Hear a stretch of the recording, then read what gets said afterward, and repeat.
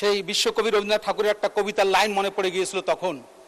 সরকারের দুরবস্থা দেখে, বিভিন্নখানে অব্যবস্থাপনা দেখে, এমন কোনো অফিস আদালত নাই, এমন কোনো আর্থিক প্রতিষ্ঠান নাই, এমন কোনো সেক্টর নাই। একদিকে ফ্যাসিস্ট আমলে যেরকমভাবে চুরমার করে দেওয়া হয়েছে, মাটির সাথে মিশিয়ে দেওয়া হয়েছে, সেখান থেকে উঠে আসার জন্য যে পরিকল্পনা, যে সুচিন্তা, সেই দৃশ্য আজকে আমরা দেখতে পাচ্ছি না। ফলে জনগণ মনে করে যে সরকারের অবস্থা এরকম যে নদী হারায় স্রোত চলিতে না পারে, সহস্র শৈবাল দাম বাঁধে আসি তারে। সারা দেশে এত অপকর্ম প্রতিনিয়ত হয়, শিবিরের একজন কে কোথায় কি সামান্য কিছু হয়েছে সেটা তিলকে তাল করে কিভাবে জাতিকে বিভ্রান্ত করা যায়, সেই অপচেষ্টা চলছে। মাননীয় স্পিকার, আলোচনায় অংশগ্রহণ করবেন নীলফামারী ৩ আসন থেকে নির্বাচিত মাননীয় সদস্য জনাব ওবায়দুল্লাহ সালাফি। জনাব ওবায়দুল্লাহ সালাফি, আপনার সময় ৬ মিনিট। ধন্যবাদ আপনাকে। আসসালামু আলাইকুম। মাননীয় স্পিকার, আপনাকে অনেক অনেক ধন্যবাদ। মাননীয় স্পিকার, সম্পূরক বাজেটের উপর আলোচনা, তো আলোচনা বাজেটের জায়গায় আছে, আমরা আমাদের জায়গায় আছি আর কি, দৃশ্য দেখে তাই মনে হচ্ছে। তো তারপরেও সম্পূরক বাজেট সম্পর্কে দুটি কথা বলে, সম্পূরক বাজেটের উপরে আজকে মূল আলোচনা, যেহেতু আমাদের সম্পূরক বাজেট যেটা দেওয়া হয়েছে তার মূল কারণ যেটা, সেটা হচ্ছে দুর্নীতি আর অপচয়। আমাদের দেশে একটা প্রবাদ আছে, খায় দায় জব্বার, মোটা হয় আব্বাস। যার কারণে আজকের এই সম্পূরক বাজেট, এবং এ কথাটা আমরা সবাই জানি যে সরকারি মাল দরিয়ামে ঢাল। আমাদের রেভিনিউকে বাংলা ভাষায় রাজস্ব আয় বলা হয়ে থাকে।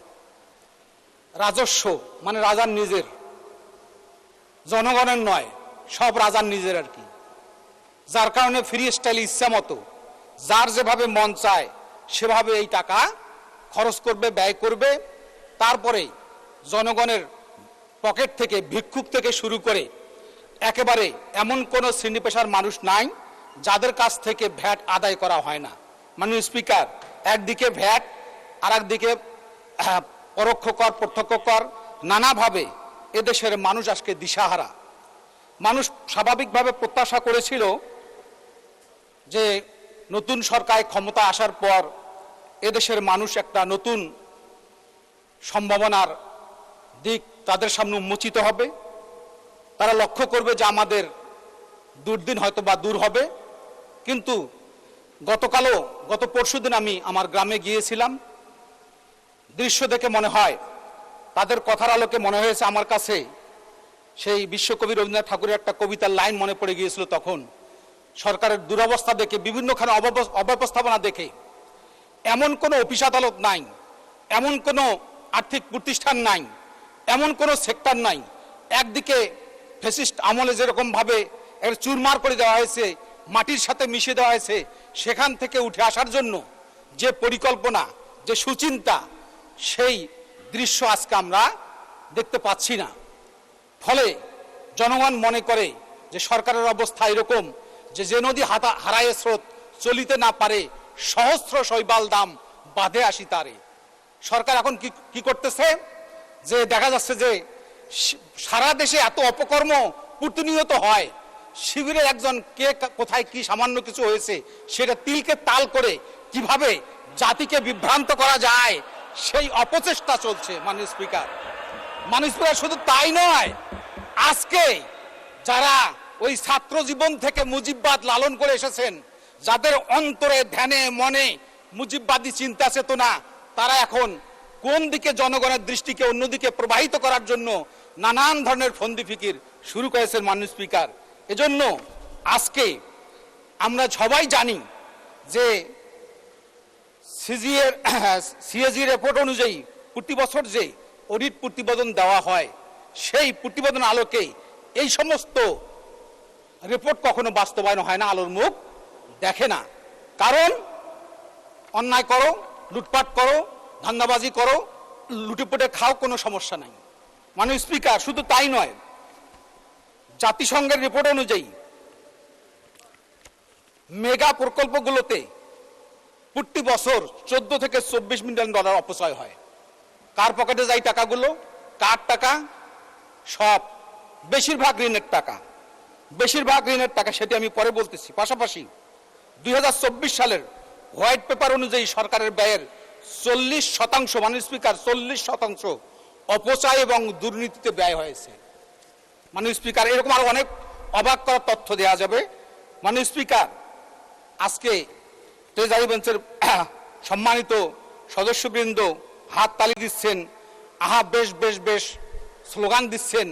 এই হাততালি দিয়ে আহা বেশ বেশ বলে জনগণের আশা আকাঙ্ক্ষা বাস্তবায়ন করা যাবে না। মাননীয় স্পিকার, জনগণের আশা আকাঙ্ক্ষা বাস্তবায়ন করতে গেলে ভ্যাট কমাতে হবে এবং মধ্যস্বত্বভোগী যারা আছেন, যে সমস্ত মাফিয়া দীর্ঘ 17 বছর লুটপাট করেছেন, এখনো লুটপাট করার রাস্তা খুঁজছেন, তাদের অবৈধ সম্পদে প্রত্যক্ষ করের মাধ্যমে, প্রয়োজনে কর শুমারির মাধ্যমে কারা কারা কর দানের উপযুক্ত, সেই সমস্ত বিষয়ে সরকারকে অ্যাড্রেস করার জন্য আমি বিনীত অনুরোধ জানাচ্ছি। মাননীয় স্পিকার, আজকে আর একটা কথা বলতে চাই। মাননীয় স্পিকার, আমার সময় শেষের দিকে একটু অনুগ্রহপূর্বক বাড়িয়ে দেওয়ার জন্য অনুরোধ করছি। মাননীয় স্পিকার, আজকে প্রায় 2.5 লক্ষ হাজার কোটি টাকা সরকারের দেশি বিদেশি ঋণের টার্গেট। অপরদিকে এই ঋণের সুদ সরকার যদি পরিশোধ করে, তাহলে সরকারকে 1,27,500 কোটি টাকা বছরে ঋণ পরিশোধ, সুদ পরিশোধ করতে হবে। মাননীয় স্পিকার, যেটা সরকার একটা বাধ্যতামূলক ব্যয়। আজকে এই সমস্ত সুদ, উচ্চ সুদ হারে ঋণ গ্রহণ করে কঠোর বৈদেশিক নীতি অনুযায়ী আজকে সুদের। জি, আপনার 2 মিনিট বাড়ানো হলো, শেষ করবেন দয়া করে। ধন্যবাদ। এই সুদের মাধ্যমে কি করা হচ্ছে? আবার ওই কথা মনে পড়ল, কবিগুরু রবীন্দ্রনাথ ঠাকুর বলেছেন, শুধু বিঘে 2 ছিল মোর ভুঁই, আর সবই গেছে ঋণে। বাবু বলিলেন, বুঝেছে উপেন, ও জমি লইব কিনে। আজকে আমাদের দেশের অবস্থা কোথায় নিয়ে যাচ্ছি আমরা? পুরা জাতিটাকে ঋণে জর্জরিত করার মধ্য দিয়ে, একটা লুটপাটের বাজেট দিয়ে কিভাবে নেতা কর্মীরা লাভবান হবে, সেই চিন্তা চেতনা থেকে আজকের এই বাজেট প্রণয়ন করা হয়েছে। মাননীয় স্পিকার, আজকে জনগণ কর দেওয়ার জন্য উন্মুখ হয়ে আছে, কিন্তু কর নেওয়ার জন্য যে ব্যবস্থাপনা দরকার, সেই ব্যবস্থাপনা অত্যন্ত দুর্বল। মাননীয় স্পিকার, যারা কর নেয়, যে সমস্ত কর্মকর্তা কর্মচারী, তারা জনগণের মাঝে এমন ভীতি সৃষ্টি করে যাতে জনগণ করের দিকে আসতে না পারে। মাননীয় স্পিকার, এবং কিছু দুর্নীতিবাজ কর্মকর্তা, তারা তাদের পকেট ভারী করার জন্য জনগণের মাঝে বিভিন্নভাবে বিভ্রান্তি সৃষ্টি করে। মাননীয় স্পিকার, শুধু তাই নয় মাননীয় স্পিকার, আর একটা কথা বলতে চাই, যে আজকেই আমাদের এই যে এডিপির মাধ্যমে যে বরাদ্দ রাখা হয়েছে, সেই বরাদ্দটা কোথা থেকে আসবে? স্বাভাবিকভাবে আমাদের দেশে বহু মানুষ আছে যারা কর দেওয়ার জন্য প্রস্তুত আছে, কিন্তু নানান অব্যবস্থাপনার কারণে আজকে সেই সমস্ত জনগণের কাছে, সেই সমস্ত মানুষের কাছে না গিয়ে, এমনকি অনেক সৎ মানুষ আছে যারা তাদের শতভাগ কর দিতে চান, কিন্তু কর নীতির, ভুল কর নীতির কারণে তারা আজকে কর দিচ্ছেন না। কারণ ঋণ খেলাপিদেরকে ধরা হয় না, তারপরে তারা জানে যেটা আমাদের এই টাকা সরকারের কোষাগারে জমা হবে না, লুটপাট হবে। সব শেষে যে কথা বলতে চাই, যা রাষ্ট্রীয় পৃষ্ঠপোষকতা এই সমস্ত অন্যায়কারীদের বিপক্ষে নেওয়ার জন্য যদি সরকার শক্ত অবস্থান গ্রহণ করে, তাহলে আমাদের দেশ। ধন্যবাদ মাননীয় সদস্য। আলোচনায় অংশগ্রহণ করবেন 303 আসন নম্বর 303 জনাবা রাশিদা বেগম হীরা। আপনার সময় 6 মিনিট। ধন্যবাদ আপনাকে। বিসমিল্লাহির রহমানির রহিম। মাননীয় স্পিকার, আপনাকে ধন্যবাদ। বাংলাদেশের সর্বকালের সর্ববৃহৎ বাজেট 9,38,000 কোটি নতুন সরকার তার ক্ষমতা গ্রহণের মাত্র 112 দিনের মাথায় পেশ করেছেন। এই মহান সংসদে সে বাজেটের উপর আলোচনায় আমি প্রথমে স্মরণ করছি স্বাধীনতার ঘোষক, স্বাধীনতা যুদ্ধের সূচক, বিজেতা, প্রিয় নেতা শহীদ রাষ্ট্রপতি জিয়াউর রহমানকে। স্মরণ করছি দুঃখের পাষাণে ঘষা সুভাষী চন্দন আমাদের মা বেগম খালেদা জিয়াকে।